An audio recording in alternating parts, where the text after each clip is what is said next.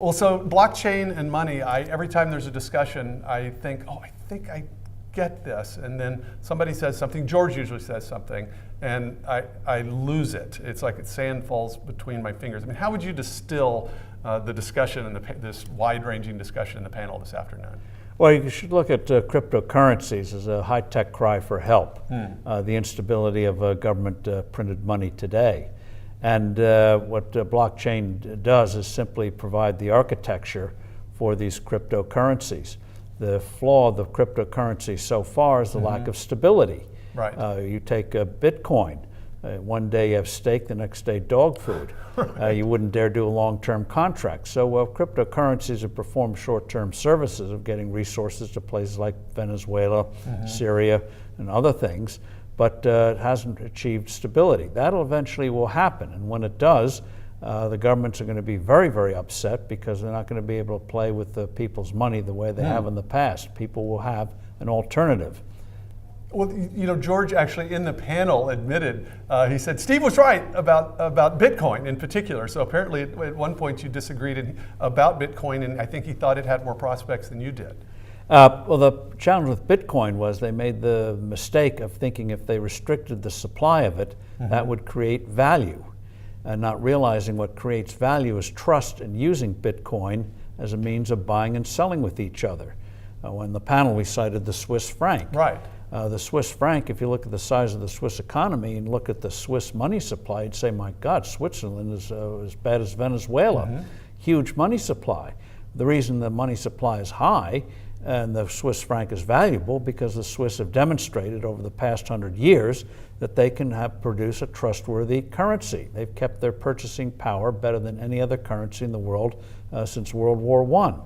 So people trust it, so they want it. And when people want something, the supply goes up. Well, Bitcoin artificially restricts the supply, creates a shortage of money, whereas the normal functioning money, if people need more of it, it increases. Money facilitates commerce.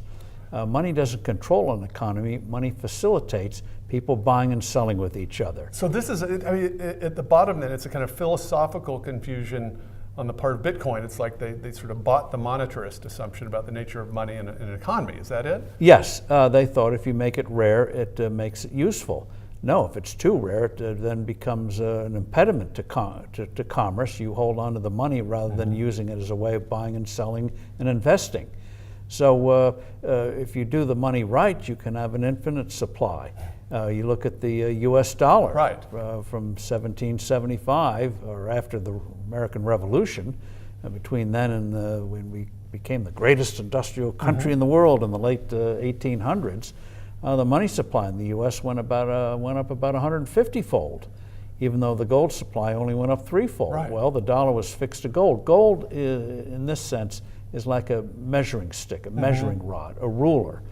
And as we said on the panel, having 12 inches in a foot no more restricts the size of a building you may wish to construct. It just means that the building has set measures of how you measure the thing. Yeah, and so I mean, what do you see about the future of money? I mean, George has this idea that he proposes in which we're going to have a future in which there's some kind of cryptocurrency, presumably, but it's, again, tied to gold. I'm never quite sure that I grasp what he's talking about. I mean, what's your vision of the future? What he's looking for, what we're all looking for, is a currency that maintains a stable value, like the dollar did for 180 years, pound did for 200 years when it was fixed to gold. It just means that it has a fixed value. And just like 60 minutes in an hour, you don't let that float. 16 ounces in a pound, you don't have that float. You can float the British pound, but not the pound of cheese or a pound of hamburger meat. So it just means stability. And the key thing is having that trust and also making it easy to use. Cash is easy to use. Credit cards are easy to use. And so cryptocurrencies have to be extremely easy, frictionless to use. Whether it's buying something, investing in something, moving it around. And you look at the payment system today, it's a very, very cumbersome. You try to transfer money to Canada or our neighbor. Yeah, it's Canada of all places. It's an ordeal going through a bank. If you get a check from Canada in Canadian dollars and try to deposit in an American bank, oh my goodness, all the stuff you have to go through. It's ridiculous. Well, what do you, I mean, that points to the kind of regulatory climate that we're in. I mean, are you optimistic that we're going to find a solution with cryptocurrency? We see eventually with all the brain power that's being applied to it, yes.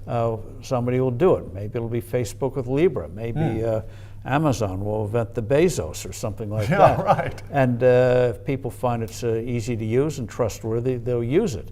But it won't be with permission from the government.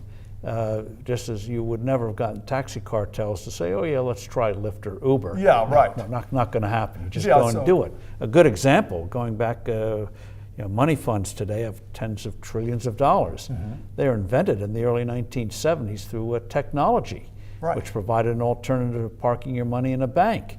The banks didn't like it, but it was done. Mm-hmm. Technology happened.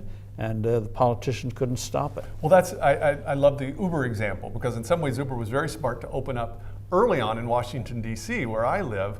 And by the time the regulators realized that we should do something about that, they were all using Uber. They'd had to go back to using Metro if they had regulated it out of existence. So essentially, you think that someone will sort of crack this problem. Someone will solve the problem that Bitcoin didn't quite solve, but they really just need to ask forgiveness rather than permission.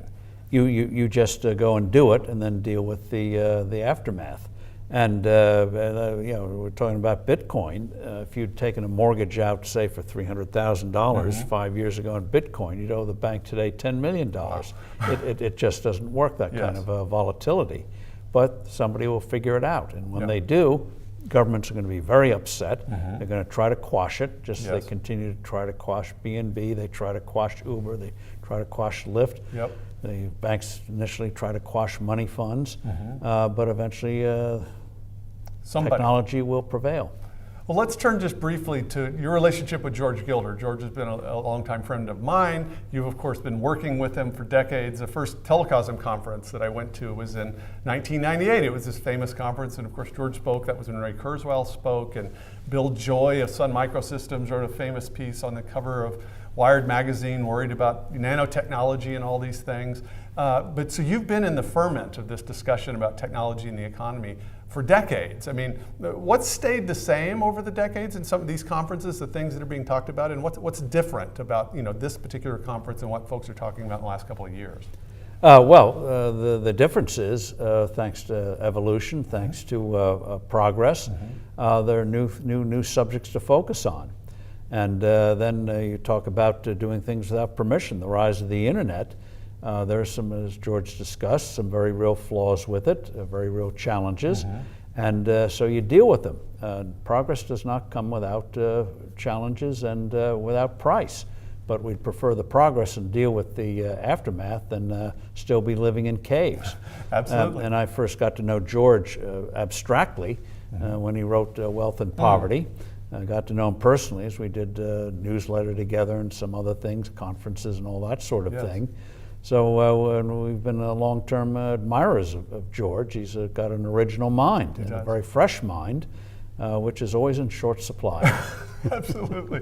Well, Steve, thanks so much for taking a few minutes to join us. Good to be with you. Thank you.